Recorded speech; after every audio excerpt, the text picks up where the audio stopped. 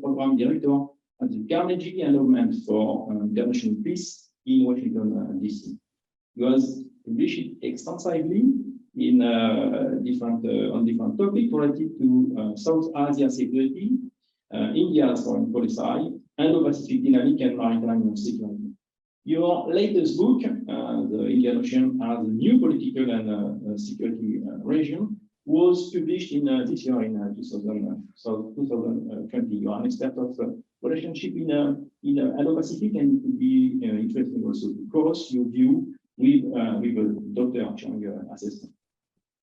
And finally, Miguel Alvarez de Olat, you are the Director General of the Foundation for Strategic and International Studies, FSA, based in Madrid, in Spain. You have degrees in multiple domains, in politics and sociology, business administration, security, and defense. You have worked and collaborated in high education and teaching of intelligence strategic foresight tools with members and high officials of different forces and security forces, including intelligence. You have also published many articles in areas of diplomacy, leadership, and intelligence. Thank you very much. And a part of the panelists, and I have also with me Marie-Caroline Debré. She will support me for this roundtable, and she is in charge to deal with the online question. So a couple of words to introduce this one table. I believe that the war in Ukraine marks the entry into a new geopolitical cycle, characterized by the return of high-intensity warfare. It is no longer a question of crisis management as we have experienced in the last 30 years in Iraq, even in Afghanistan. We are the witnesses of profound, significant rupture in geopolitical, military, and environmental domain, in a context of an accelerated disintegration of the international order. This war in Ukraine is a shock. This is a shock for Western defense forces after 3 decades of peacekeeping, counter-terrorism, and stabilization mission and operation conducted mainly against non-state actors. In the maritime domain, this evolution is reflected in the comeback of naval military tool as a strategic leverage. The sea, perceived during a long time as a sanctuary, safe place from where it was comfortable to deliver air security, to provide air coverage, or to launch land operation on the shore, is now marked by return not only of the international competition between nations, but also of contestation and confrontation. In Ukraine, little has been said on the maritime side of the conflict.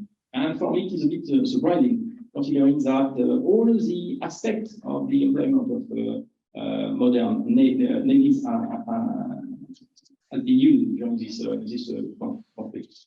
Remember, 5 days after the beginning of the conflict, President Putin threatened international community to use nuclear weapons and to support and to demonstrate its willingness and to support the world by action. 6 nuclear submarines depart from their own port. Russia then set up a blockade in the Black Sea, and Russia sank 2 Ukrainian ships and no more than 11 merchant vessels.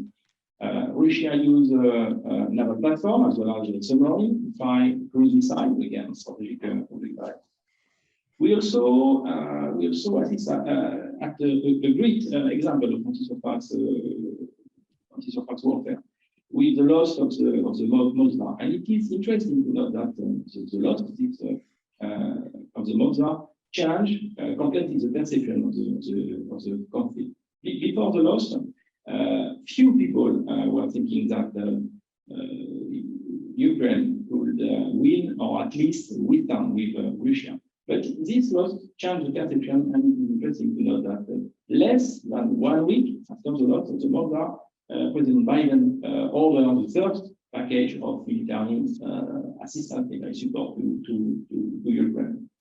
And finally, despite the overwhelming superiority of Russia, by the intensive use of anti-access weapons, by the intensive use of army drone and of mine, Ukraine prevents an amphibious operation against Odessa, which probably was the strategic objective of Russia at the beginning of the conflict. So this war is therefore full of lessons in terms of naval strategies, doctrine, and of course the capability of Ukraine, which our eminent panelists today will share with us. To illustrate, I will start with question on geopolitical and strategy level before going to technical and tactical question. So I will start with the first question. First question at geopolitical level, and my question is probably for you, Amiral sir. We see more aggressive posture by Russia in the Arctic, by China against Taiwan, by China and Russia in the Indian Ocean, where their interests converge. I would like to have your assessment, because all these areas are potential hotspots, but what are the next foreseeable areas for confrontation from your own analysis? Thank you. Thank you. Good morning, everybody. I'm very happy to be part of this panel in this very strategic period when, as you said, Michel, everything is changed, and strategically, on the strategic point of view, there are a lot of breakthrough, I would say, and so it makes, and C is as a core of these breakthroughs, and so it's very important to think together to try to foresee what can happen and what is ahead of us. And I'm very happy to see again Miguel and Frédéric. So sorry not to be with you in Paris, but happy to discuss with you. To answer your question about the next foreseeable areas of confrontation, I see there are, in my view, two main hotspots in the world today. The first one, I'm very keen on it and very focused on it. It is the southern flank of Europe, and by the way, of Russia. So the basin, the Med, the Black Sea, and the Middle East, Near and Middle East, and the other one, another one, it will be the South China Sea, and I will get it a little bit later. So the first one is very, very important for Europe. It's very, very important for France, for its neighbors. The Black Sea and Med and this area, MENA, I would say, are under tension by itself, I would say. If the war in Ukraine did not exist, the tensions around Med would be there and very, very worrying. Why? Because this region is clearly under structural tensions. Because the Mediterranean basin is an area where the two worlds are moving apart, and this situation generates tensions.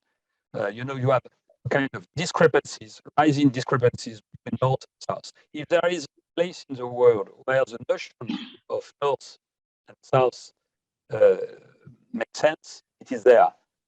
I think much more than in the Americas, North and South Americas, or even in the South with China and its neighborhood. So North-South tensions are very, very a reality here.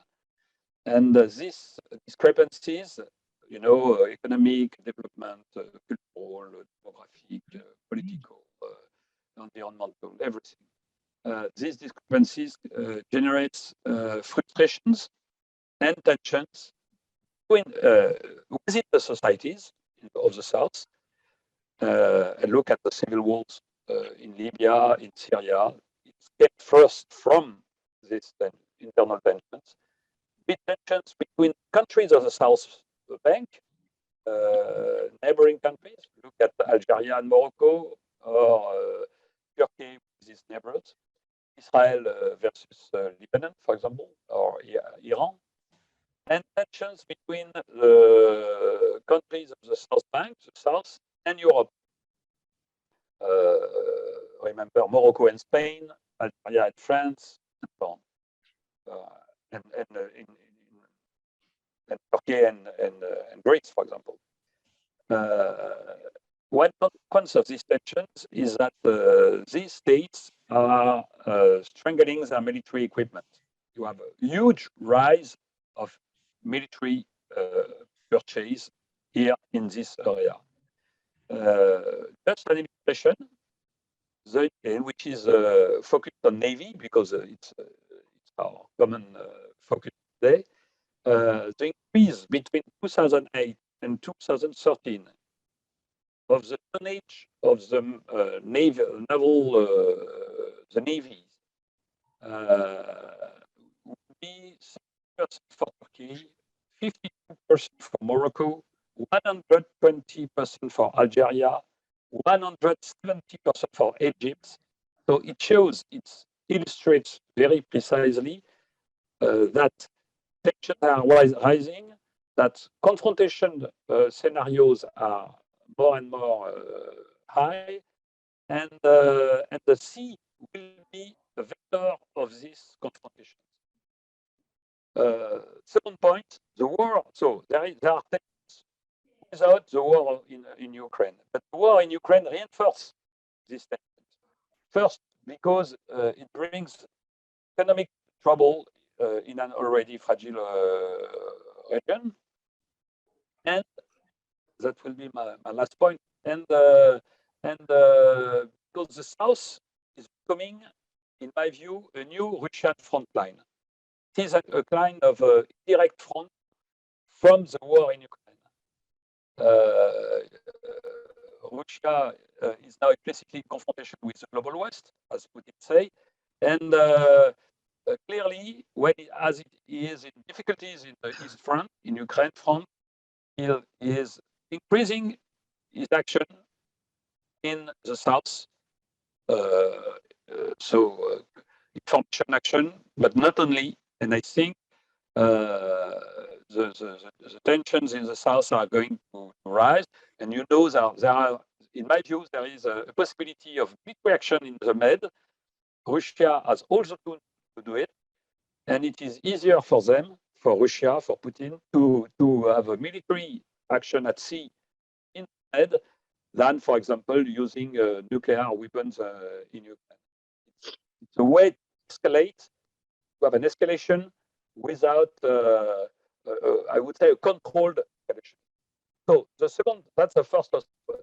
Second hotspot, I told you already, it's concerned China and the US, and it is on the predominance of the rising economic area, which is the Indo-Pacific area, which is now more and more the center of gravity, strategic center of gravity of the world. And clearly, there is a challenge for both countries in this area, because either China succeed, drive out the US in terms of leadership there, and it will be the prominent power for the 21st century. China will be in a position to define global rules, the global norms, politically, economically, in terms of international laws and so on. All the countries in the region, and I guess Dr. King will confirm it, will be obliged to go along with this Chinese leadership. So either China succeed or the US succeed to maintain at least shared leadership there, and they will preserve the global prominence and a kind of a continuity. So it is clearly a strategic competition.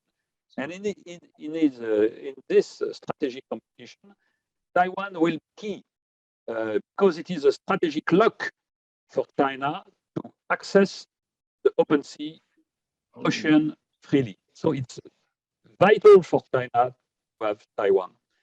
And so it is, as it is vital for China, it is vital as well for the US. So a war around Taiwan, for me, is really maybe probable. The problem for the US is that it's very difficult for the US to protect it without having military forces in Taiwan, which is politically, at this stage, possible. So, and that's my last point. I think that there is a third area which could be a place of confrontation between China and the US. And in my view, it could be in the North Indian Ocean, because it is a place where it is at the key for China access to the hydrocarbons Gulf, which is vital for China, and a place much more easy for the US to put the pressure on this lifeline, on this, I would say, umbilical cord for China.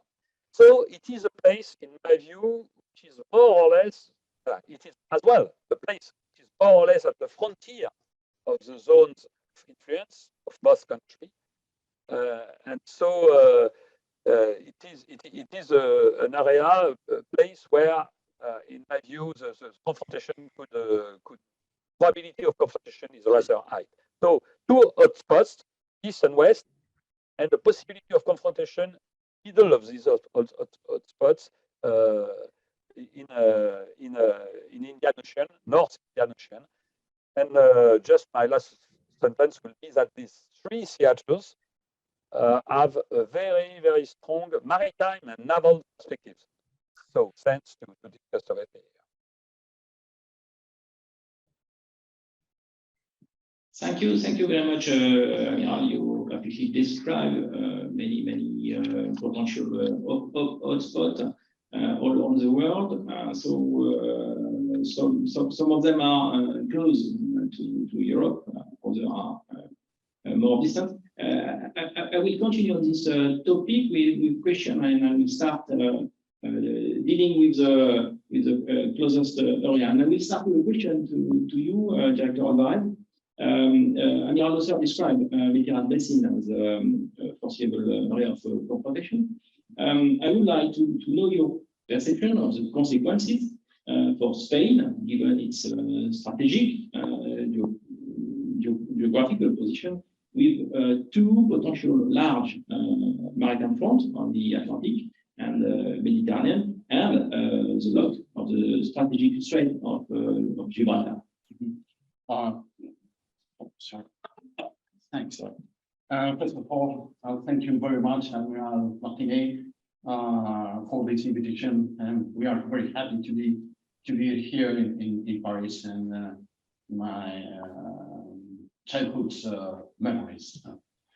Thank you very much for audience. Thank you very much for the support of Marie-Caroline, her colleague.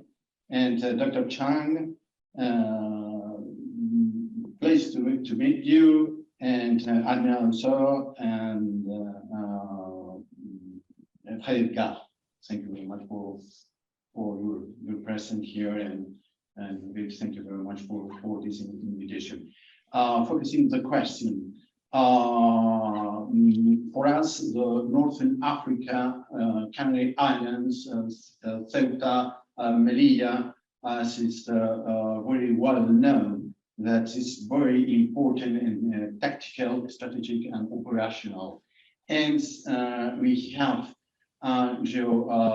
strategic points very interesting for our security and defense, and is the Gibraltar Rock. And the Gibraltar Rock, as you know, is BOT. BOT is a British overseas territory, and that means that territory BOT is has a self-running jurisdiction, and for us is quite difficult for the Spanish diplomacy to to reach an agreement on it. But under the perspective of security and defense, for us, United Kingdom, and we know the Brexit and the current situation, we need with NATO and with the new compass on security and defense plan to reinforce our South plan. It is it's very important, of course, the East, the consequences of this sadly war against Russia, but we can't forget our southern flank, and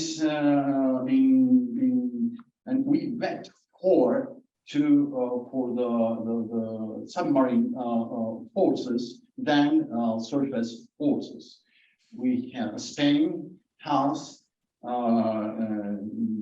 as is currently a submarine with capacities on nuclear, but we think we need another submarine with capacity on nuclear with polary, and this is our position, and of course Gibraltar is a very important point in the stream of the Mediterranean basin, and we think so, and I expect our position is clear.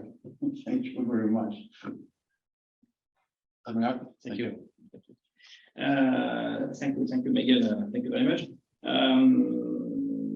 What you say that at strategic level will, I'm sure that will provoke a question by the audience later on. I've also well noted what you said on submarine, and I will come back later on this aspect of the reason of the war in Ukraine.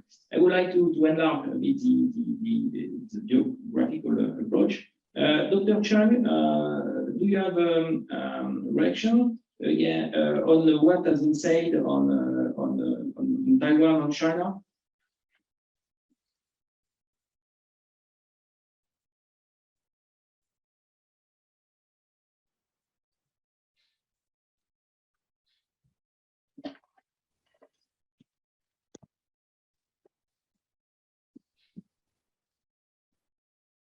Dr. Chang, are you online?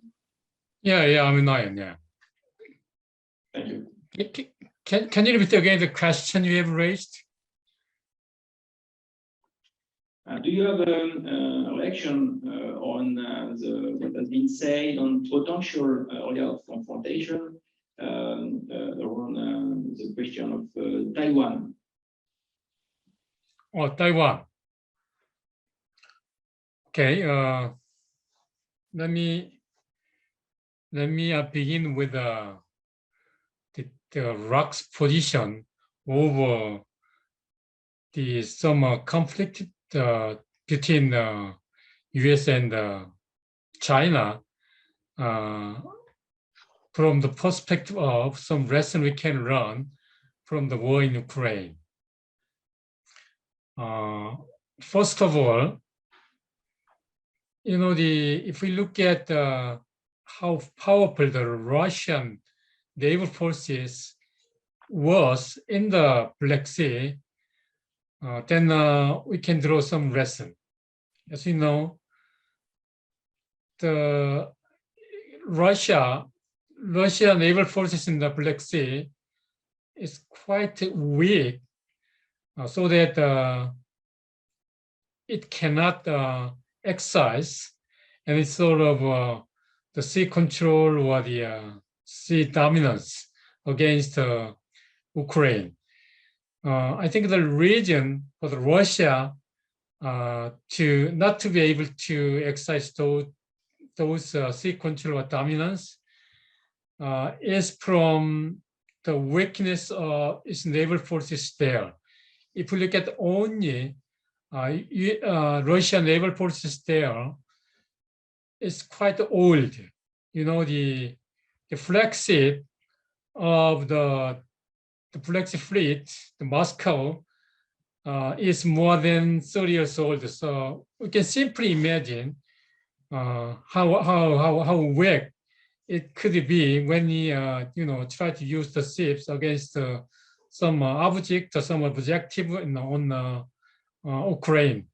So the another weakness associated with the flagship Moscow was very vulnerability to the missile threat from Ukraine land. So anyway, if we consider only the condition of these Russia's surface ships in the Black Sea, is quite difficult to have some impact on the operational land in Ukraine. But if we think further, the presence of submarine in the region, then we can see a different picture. It was evidenced by the load of submarine, the Russian submarine in the Black Sea. You know, it has a great impact on the land operation of Russia troops in Ukraine land. So in this case, if we think about the Russia surface ships versus Ukraine aid-to-aid capability, then Russia surface ship is very vulnerable to the Ukraine aid-to-aid capabilities. But if we think the power police of Russia submarine in the sea, then Ukraine with the aid-to-aid was whatever their capability they have is very vulnerable to the power projection capability of a Russian submarine. So if we apply those lessons to the Taiwan Strait between US and China, then we can also recognize that even submarine in the conflict can play a great role. Otherwise,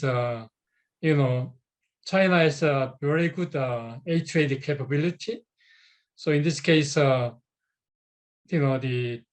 threat to attack some facilities in Chinese territory, it may be very uncredible. But if we think the Chinese submarine, then they may be very threatening to the approaching the American unit or the Allies unit. So submarine is a kind of a game changer in those conflict. And also the Chinese aid-to-aid concept using submarine is can be analogous to the buffer zone in using the front in the car. So if you think the front in the car is not simply defending the aggressiveness of the opponent, but it just try to make try to observe the aggressive power from the opponent, not to defend, not to attack. So just observing the pressure from the opponent. That's why we call it the crumbling strategy. So Chinese aid-to-aid is just it's a crumbling strategy rather than the fully defending US the assaultists or the fully defeat. It's not fully defeat US aggression. So it's just crumbling in order to absorb the cushion from the opponent. So that's the Chinese the aid-to-aid strategy using using the buffer zone strategy. And the other one is when U.S. is involved in conflict between Taiwan and Taiwan over the strait, then U.S. I believe U.S. will participate in the conflict. Then the next question will arise: how about the response from South Korea? Because as you know, we have a U.S. troops in the South Korea. So in this case, do we have to send the U.S. Air Force to the scene, or do we have to send the U.S. Naval Fleet either in Japan or either in South Korea? So in this case, for South Korea perspective, some deterrent issue may arise between South Korea and North Korea. Right now, like I said, U.S. keeps the troops in the soil of South Korea, which may play role as a deterrent. You know, it has deterrent effect because if the U.S. forces in South Korea are attacked by North Korea, then the U.S. is more likely to retaliate against North Korea assault. But if U.S. withdraw its forces for use in the Taiwan Strait, then there may be some power vacuum that will be created by the withdrawal of the U.S. forces from the Korea. Then what of the deterrent effect? Then most of think that it is more like for North Korea to launch some attack against South Korea because there's just less of U.S. forces in Korea than before. But what is my point of view? It's not the case because as long as the deterrence has very dynamics. As long as U.S. keeps some forces in Korea, it means that it has something to lose when attacked by North Korea. What does that mean in the context of deterrence? It may decrease the credibility in terms of retaliation U.S. can impose on North Korea, but there's less of no more forces in South Korea. For the U.S. is nothing to lose. So it means, paradoxically, it means that it will increase the U.S. credibility of the commitment to the defense of South Korea. So in this case, it's a very interesting question we may ask whether when U.S. forces U.S. full out its forces from the South Korea to the Taiwan Strait, and will it increase the credibility of a deterrence, or will it decrease credibility difference? It's very interesting question. So we have to wait and see, in some empirical evidence in the future. Okay, that's it.